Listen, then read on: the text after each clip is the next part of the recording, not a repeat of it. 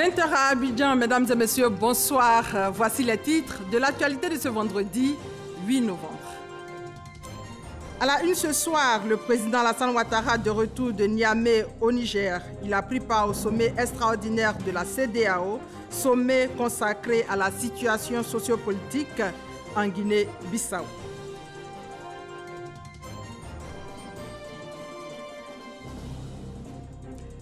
Dans ce 20h également, le projet de la boucle ferroviaire Abidjan-Ouaga-Niamey-Cotonou-Lomé, une initiative de l'UEMOA qui envisage de relancer l'important projet à hauteur de 4 000 milliards de francs CFA. À suivre, le lancement du recensement des exploitants agricoles à Yamoussoukro. C'est le ministre de l'Agriculture et du Développement rural qui a donné le top départ. L'objectif est de promouvoir une agriculture forte à travers des données fiables. Enfin, sur le continent africain, ce nouveau pas vers la fin du franc CFA, le Bénin annonce le retrait de ses réserves de change logées auprès du Trésor français. Des images dans quelques instants. Bienvenue dans votre 20h. Le président Alassane Ouattara, de retour de Niamey, il est allé prendre part au sommet extraordinaire de la CEDEAO, la communauté économique des États de l'Afrique de l'Ouest, sommet consacré à la situation sociopolitique en Guinée-Bissau. Le chef de l'État a donc regagné Abidjan ce soir. Et il faut le rappeler, le président Alassane Ouattara était donc à Niamey pour un sommet extraordinaire de la CEDEAO, la communauté économique des États de l'Afrique de l'Ouest, consacré à la situation sociopolitique en Guinée-Bissau. Et le chef de l'État a regagné Abidjan ce soir. Le compte-rendu de Viviane Haïmé dans nos prochaines éditions. Le président est de retour. Le vice-président, lui, était à la réunion sur la nutrition. C'est la rencontre du comité décisionnel du Conseil national pour la nutrition, l'alimentation et le développement de la petite enfance. Le point avec Jérôme Kofi Abolin. Deuxième réunion du comité décisionnel du Conseil national pour la nutrition, l'alimentation et le développement de la petite enfance au titre de l'année 2019. La rencontre de ce jeudi qui a eu pour cadre la salle D de la primature a été présidée par le vice-président Daniel Kablan-Duncan. Il s'agit notamment de valider la politique du développement de la petite enfance et de faire le point de l'état de mise en œuvre du programme dénommé « Transformer l'éducation dans les communautés productrices de cacao ». Cela dans une approche de partenariat gagnant-gagnant entre l'État et le secteur privé. Pour le vice-président Daniel Kablan-Duncan, il n'y a pas mieux à faire que de s'inscrire dans le cadre de la stratégie définie par le gouvernement en vue d'un succès durable. Le développement de la petite enfance, pour ce qui concerne sa prise en charge, est dévolu à plusieurs ministères techniques, particulièrement ceux en charge de la santé, la nutrition, l'éducation, la protection sociale, la famille, la femme et l'enfant, ainsi que la justice et l'assainissement. Après le Libéria et la Sierra Leone, la commission de consolidation de la paix de l'ONU est en Côte d'Ivoire. La délégation de diplomates a eu une séance de travail aujourd'hui avec le ministre des Affaires étrangères, Marcel Amontano. Sécurité, cohésion sociale, réconciliation sont des sujets qui ont été abordés. Le compte-rendu de Michel Digré. C'est la troisième étape de leur tournée dans l'Union du fleuve Mano. Les membres de la commission de la consolidation de la paix de l'ONU sont en Côte d'Ivoire après le Libéria et la Sierra Leone. Une mission pour se faire une idée du climat social et de la réconciliation en Côte d'Ivoire. Le ministre des Affaires étrangères Marcel Amontano a rassuré la délégation onusienne. Je sais que 2020 inquiète certains. Je sais qu'on peut avoir le sentiment que l'atmosphère est tendue en Côte d'Ivoire, vue de l'extérieur, mais vous pourrez constater que quand vous vous promenez dans les rues d'Abidjan, l'atmosphère est plutôt détendue, même s'il fait chaud, mais que peut-être que ce sont les échanges entre les acteurs principaux qui donnent ce sentiment d'une atmosphère tendue. Mais ce n'est pas entre les populations. Et dans les quartiers, il n'y a aucune tension. Vous savez, la Côte d'Ivoire est un pays libre. Si vous en avez l'occasion, je vous invite à circuler dans les quartiers populaires. et vous vous rendrez compte que ce ne sont pas des propos de circonstance que je vous tiens, mais que la décrispation et que la cohésion sociale est réellement en construction et en devenir. Le chef de la délégation a traduit la volonté de l'organe onusien à accompagner la Côte d'Ivoire dans le processus de consolidation de la paix. La communauté internationale est prête à soutenir la Côte d'Ivoire. Vous pouvez compter sur nous. La paix, la sécurité et le développement sont des éléments cruciaux pour la démocratie dans la région. La commission de consolidation de la paix a été créée conjointement en 2005 par le Conseil de sécurité et l'Assemblée générale. Elle a pour but de proposer des stratégies intégrées pour la consolidation de la paix et le relèvement post-conflit. On ouvre maintenant le chapitre consacré à l'actualité parlementaire. Le président de l'Assemblée nationale, distingué ambassadeur de la paix par la Fédération pour la paix universelle et l'Association internationale des parlementaires pour la paix, section Côte d'Ivoire, Amadou Soumaoro a donc reçu son diplôme, son écharpe et sa carte de membre d'ambassadeur de la paix. Le reportage de Konaté Moussa. Amadou Soumaoro, distingué ambassadeur de la paix, le président de l'Assemblée nationale et de l'Assemblée parlementaire de la francophonie, est récompensé pour ses actions en faveur de la promotion de la paix, une distinction de la Fondation pour la paix universelle. Cet homme, ce digne fils de la Côte d'Ivoire, a des qualités que nous avons reconnues. Qualité d'ouverture, qualité d'écoute. Il est surtout courageux quand il s'agit de la paix. Nous n'avons fait que l'encourager. Nous n'avons fait que confirmer ce qu'il est déjà, à savoir quelqu'un qui défend la cause de la paix pour le pays. Et nous l'encourageons à défendre les intérêts de la paix dans notre pays. Et nous nous faisons confiance et nous comptons sur lui. Pour le nouvel ambassadeur de la paix, c'est toute son institution qui est honorée.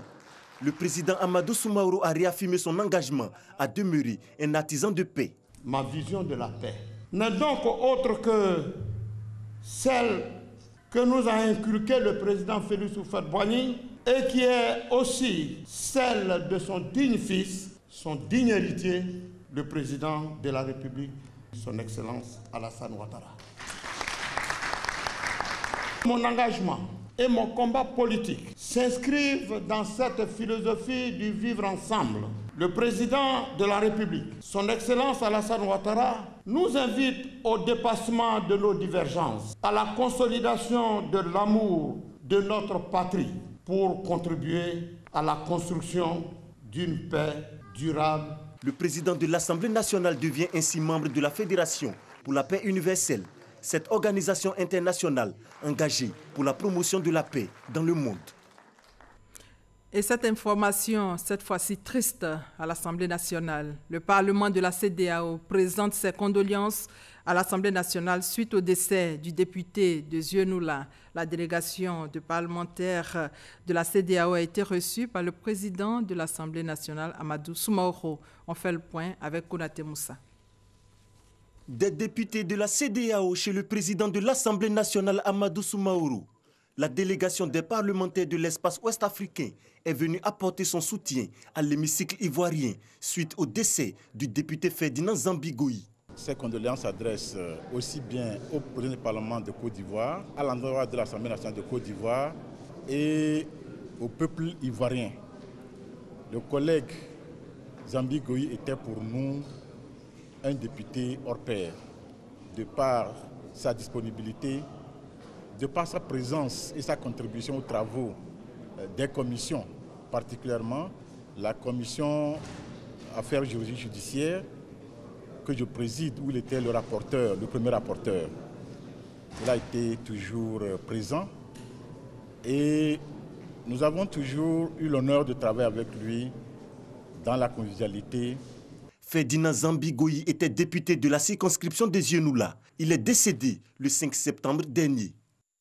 Député hors pair, vous l'aviez entendu, le député de Zieunula, Zambi-Goï Ferdinand, est décédé le 5 septembre dernier. Il était député depuis 2011. Il a été également maire de Zieunula. Zambi a été fait officier de l'Ordre du Mérite national par le président de l'Assemblée nationale. Amadou Soumaoro a aussi remis le drapeau national à la famille du défunt. Après, place à la levée du corps à Trècheville. La dépouille a quitté Abidjan ce jour pour Zionoula, où il sera inhumé. On en vient à cette actualité un peu plus légère, toujours à l'Assemblée nationale. Une nouvelle loi régit le secteur des jeux du hasard en Côte d'Ivoire. Cela va permettre de lutter contre les tombolas et autres loteries illicites exercées dans le pays. Le compte-rendu de Kolo Koulibaly. 5000 points de vente de loto ghanéens, 500 sites internet de paris en ligne identifiés en Côte d'Ivoire et foisonnement des casinos et machines à sous, des activités qui échappaient à un contrôle strict de l'État. Bientôt la fin de ces jeux illicites et clandestins, la nouvelle loi s'inspire des pratiques les meilleures dans le monde. Des textes nouveaux qui encadrent mieux l'activité. Ce réajustement du dispositif relatif aux jeux de hasard procède également de la légitime nécessité pour l'État d'accroître son contrôle sur le secteur des jeux par l'adoption de mesures vigoureuses contre les opérateurs de jeux peu scrupuleux. Le projet de loi proposé vise en outre à permettre à l'État d'assurer son devoir régalien de protection de la population, en particulier les mineurs et d'autres catégories de personnes vulnérables. Cette activité illicite des jeux fait perdre 1,3 milliard de francs CFA à l'État. Un terreau fertile pour le blanchiment d'argent, un préjudice économique à rétablir. L'ONACI, c'est le concessionnaire. Beaucoup d'autres acteurs qui sont sur le terrain, dont certains sont installés de façon illicite. Donc la nouvelle loi dont on vient de se doter va permettre justement de lutter contre l'installation abusive de ces personnes qui mènent des activités qui peuvent poser des problèmes en fait, au niveau de l'équilibre financier de la LONASI. Désormais, les personnes âgées de moins de 18 ans ne peuvent pas participer aux jeux de hasard. Les casinos et établissements de machines à sous interdits au moins de 21 ans. Autant de mesures dans la nouvelle loi adoptée à l'unanimité par les députés membres de la Commission des affaires économiques et financières. La loterie nationale, de 2016 à 2018, elle a passé pour près de 20 milliards au budget de l'économie nationale. Elle mérite d'être protégée. Il faut se doter des lois efficaces qui puissent réguler des secteurs aussi importants que le jeu des hasards. Toutes les structures encore dans l'illégalité doivent se conformer au présent texte après son adoption en plénière et sa promulgation. Ils auront 12 mois pour le faire. Une autorité de régulation du secteur sera créée pour veiller au respect de ce nouveau cadre juridique. Deuxième titre de ce journal, la réunion des ministres en charge du transport à Abidjan. Réunion autour du projet de la boucle ferroviaire Abidjan-Ouaga-Niamey-Cotonou-Lomé. Une initiative de l'UEMOA qui envisage de relancer le projet à hauteur de 4 000 milliards de francs CFA, nous dit Lanciné Bakayoko. Cette réunion ministérielle consacrée à la boucle ferroviaire Abidjan-Ouaga-Niamey-Cotonou-Lomé, occasion pour les experts d'actualiser la fiche technique du projet ainsi que le dispositif institutionnel envisagé pour la mise en œuvre effective et le suivi-évaluation. La leçon principale tirée du passé et des exposés des experts, c'est l'impossibilité de mettre en œuvre ce projet dans un regard solitaire et aux limites d'un seul État, sans une vision globale et régionale. Cette approche régionale appelle à une harmonisation des normes et des réglementations. Il urge donc pour les États qui ne l'ont pas encore fait de transcrire le plus rapidement possible la directive sur le dimensionnement des rails. En effet, ce bloc ferroviaire d'un linéaire de 3034 km fait partie d'un programme de 9 corridors à réaliser au sein de l'espace UEMOA. Ce projet qui figure en bonne place dans le programme régional de transport ferroviaire dans l'espace UEMOA est le plus vaste projet d'infrastructure régionale, fédérateur, structurant et transformateur qui va relier les capitales de nos pays de l'Afrique de l'Ouest par le rail. Il permettra de réhabiliter le réseau ferroviaire existant et la construction de maillons manquants sur le corridor ferroviaire. Avec cette nouvelle dynamique, le chemin de fer sera en position de jouer son vrai rôle de support à la croissance d'une vaste zone économique ouverte et compétitive. Au terme de sa réalisation, la boucle ferroviaire permettra au transport de fret du nouveau réseau de tirer une partie substantielle de sa rentabilité du trafic d'exploitation des matières premières minières dont nos différents pays regorgent. Le coût prévisionnel pour la mise en œuvre de cette boucle ferroviaire est estimé à 4 000 milliards de francs CFA. Après l'Académie des maires, le port d'Abidjan et la police portuaire, le secrétaire d'État en charge des affaires maritimes, Philippe Légré, à l'Office ivoirien des chargeurs. Objectif, prendre le pouls de la situation du suivi des marchandises à l'importation et à l'exportation. On reste encore avec Lassine Bakayoko. L'Office ivoirien des chargeurs a pour principal rôle la fluidité du trafic des marchandises au départ et à destination des ports d'Abidjan et de San Pedro. Plongé pendant longtemps dans des crises de gouvernance, l'Office tourne aujourd'hui à plein régime. 4 milliards de chiffre d'affaires en 2018. Des résultats très satisfaisants. Bon, c'est une structure qui travaille pour les chargeurs, crée toutes les conditions au niveau pour les chargeurs, vont jusqu'à même entreprendre des discussions dans le cas des fret, la protection des chargeurs. Je suis très impressionné par le travail effectué et abattu par cette structure. Plusieurs projets adoptés dans le cadre du plan stratégique ont contribué à rétablir la santé de l'Office ivoirien des chargeurs. On peut évoquer le suivi électronique des camions de transport des marchandises et le document unique de transport. On peut surtout citer le projet Pemex-Copex, initié en vue d'apporter une assistance logistique aux coopératives Café Cacao. Mais le gros défi reste la disponibilité des entrepôts. Les projets qu'ils ont évoqués, eh bien, notre rôle, c'est de les accompagner dans la réalisation de ces projets-là. En tout cas, le secrétariat d'État est à leur disposition à l'effet de les accompagner dans l'atteinte de leurs objectifs. En ce qui concerne le projet d'assistance logistique, faut-il le rappeler, l'idée est de collecter et exporter 30% des tonnages nationaux du café cacao et participer à l'objectif de transformation locale de 50% à l'horizon 2020. Le troisième titre de ce journal nous conduit directement à Yamoussoukro, où le ministre de l'Agriculture et du Développement rural, Kobena Kwasi Adjoumani, a lancé le recensement des exploitants agricoles. Cette phase complémentaire, après celle de 2015, concerne aussi la région du Bélier. Il s'agit pour le gouvernement ivoirien de promouvoir une agriculture forte à travers des données fiables. Reportage plutôt, Kader Sogodogo. Je déclare lancer le module principal de l'enquête agricole intégrée dans la région du Bélier et le district autonome de Yamoussoukro. Pendant 4 mois, les agents du ministère de l'Agriculture et du Développement rural vont sillonner le district de Yamoussoukro et la région du Bélier, à l'effet de procéder au recensement 2019 des exploitations et des exploitants agricoles. Cette phase complémentaire insère des modules nouveaux qui vont permettre de collecter des données plus fiables avec notamment le rendement, la production, les pertes post-récolte, les stocks paysans, etc. Aujourd'hui, c'est de pouvoir faire les modules de base pour que nous puissions maintenant en Côte d'Ivoire avoir un système permanent. Chaque année, on va avoir encore des données scientifiques actualisées. Ici, l'objectif visé reste une meilleure orientation des efforts du gouvernement pour donner au monde agricole une autonomie financière, un meilleur catalogue pour lutter contre la pauvreté dans le monde paysan. Il s'agit donc d'une opération d'une grande importance pour la transformation structurelle de notre économie agricole à travers la création des zones spéciales de production et de croissance agricole appelées agropoles.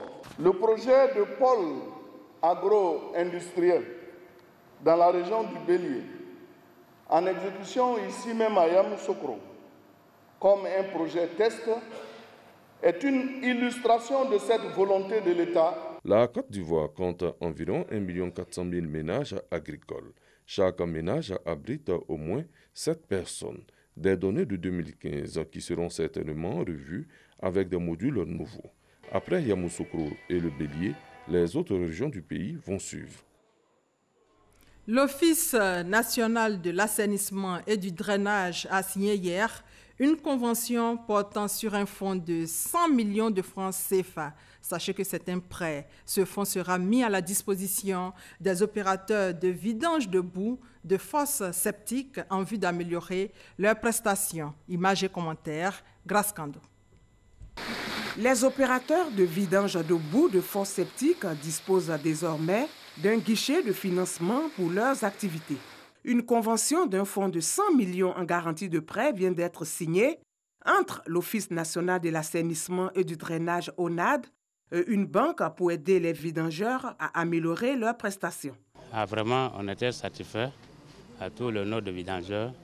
On remercie l'État de Côte d'Ivoire, en plus au directeur ONAD. À terme, ce sont 250 millions de francs CFA qui seront mis à la disposition des vidangeurs par la banque. Ces financements attendus permettront aux acteurs du secteur de renforcer leurs capacités afin de réaliser pleinement leur mission d'assainissement et de drainage des espaces pour le bien-être des populations.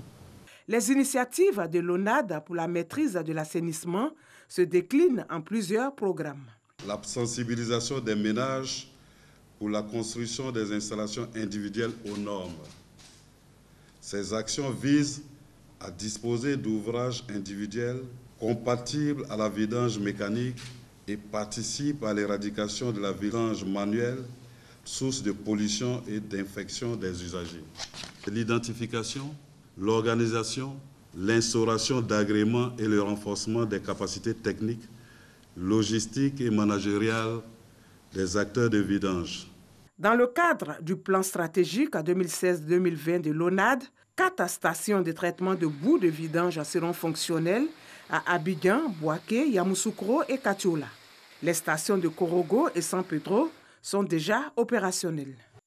La Côte d'Ivoire prend part à la 337e session du Conseil d'administration du BIT, le Bureau international du travail. Pour cette participation, la Côte d'Ivoire présente des préoccupations du continent africain. En fait, le pays représente la région Afrique, nous dit Mamadou Kwasi.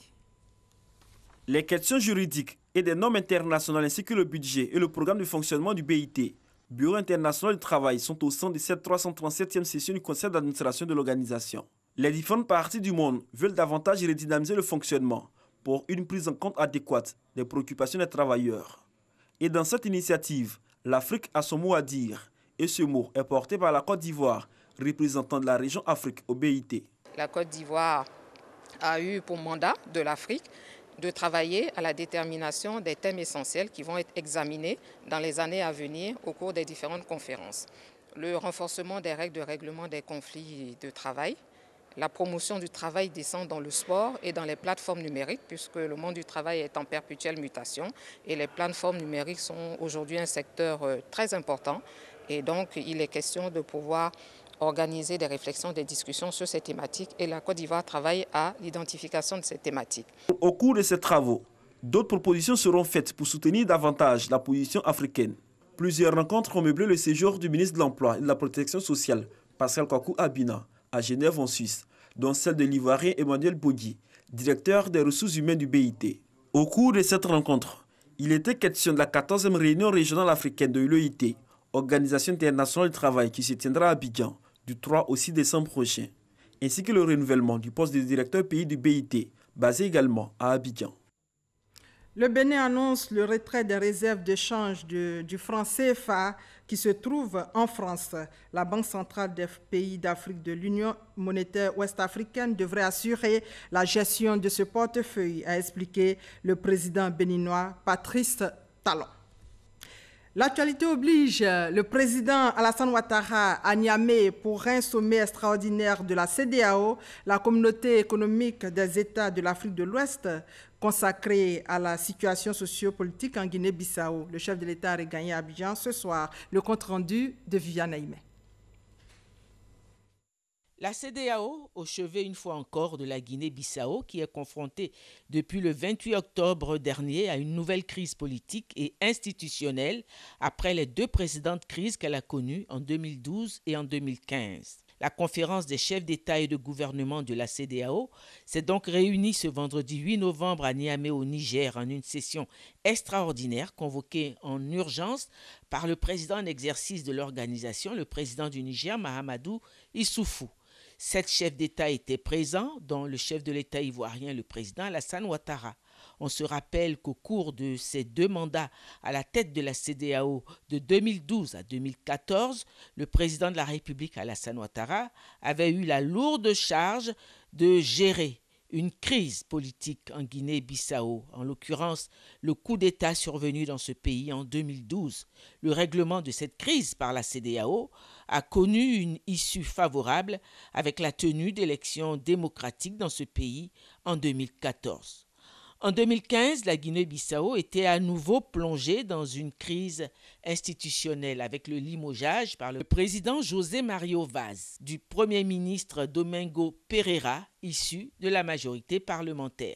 Le règlement de cette deuxième crise politique devait s'achever avec la tenue de l'élection présidentielle prévue pour le 24 novembre prochain, mais depuis le 28 octobre dernier, la Guinée-Bissau est à nouveau une fois de plus victime d'une nouvelle crise politique avec le limogeage par le président José Mario Vaz du Premier ministre Aristide Gomez, issu lui aussi de la majorité parlementaire. Cette nouvelle crise politique qui survient vient remettre à plat tous les efforts déployés par la CEDEAO depuis 2015 pour la sortie de crise en Guinée-Bissau, a déploré le président de la commission de la CEDEAO, Jean-Claude Brou, à l'ouverture du sommet. C'est le 28 octobre 2019, quasiment à la veille de l'ouverture officielle de la campagne pour l'élection présidentielle, que, contre toute attente, le président de la République a pris un décret pour démettre le Premier ministre et son gouvernement pour nommer un membre de la minorité parlementaire au poste de Premier ministre. Cette double décision, aussi surprenante qu'incompréhensible, nous ramenait en 2015, rejetait l'élection présidentielle au calendrier grec et créait ainsi les conditions d'une instabilité avec une menace sur la paix dans le pays. La situation qui en a résulté était inacceptable pour la majorité parlementaire bissau-guinéenne. Elle était aussi pour la CEDEAO, qui s'était beaucoup investie depuis plusieurs années pour la restauration de la paix et la stabilité dans ce pays frère. Et comme pour signifier clairement la position de la CEDEAO, le président en exercice, Mahamadou Issoufou, a fermement condamné cette nouvelle crise politique. La Guinée-Bissau, un État membre de notre communauté, vit actuellement une situation de crise politique et institutionnelle grave, avec des conséquences désastreuses pour ce pays et pour notre sous-région. La CEDEAO s'est déjà beaucoup investie depuis 2015 pour y soutenir la normalisation sociopolitique et garantir la paix et la sécurité. Notre sommet doit envoyer aux protagonistes un message clair. La CEDEAO ne peut tolérer, pour quelque raison que ce soit, la déstabilisation d'un État membre. Après les discours d'ouverture, les chefs d'État et de gouvernement, au terme de leur concertation, ont exigé la démission immédiate du nouveau Premier ministre nommé par le président José Mario Vaz, menace assortie de sanctions. Ils ont aussi décidé du maintien de la date du 24 novembre pour le premier tour de l'élection présidentielle en Guinée-Bissau. Ils ont décidé de l'envoi d'une mission des chefs d'État en Guinée-Bissau le 16 novembre prochain, comprenant les chefs d'État de la Côte d'Ivoire, du Niger, de la Gambie, du Ghana, de la Guinée, pour informer le président bissau-guinéen, absent des délibérations, des décisions arrêtées par la conférence des chefs d'État, l'organe suprême de la CEDEAO. Et voilà, c'est la fin de ce 20h. À 23h, vous avez rendez-vous avec Kolo Koulibaly. Merci de votre fidélité et bonne soirée à tous.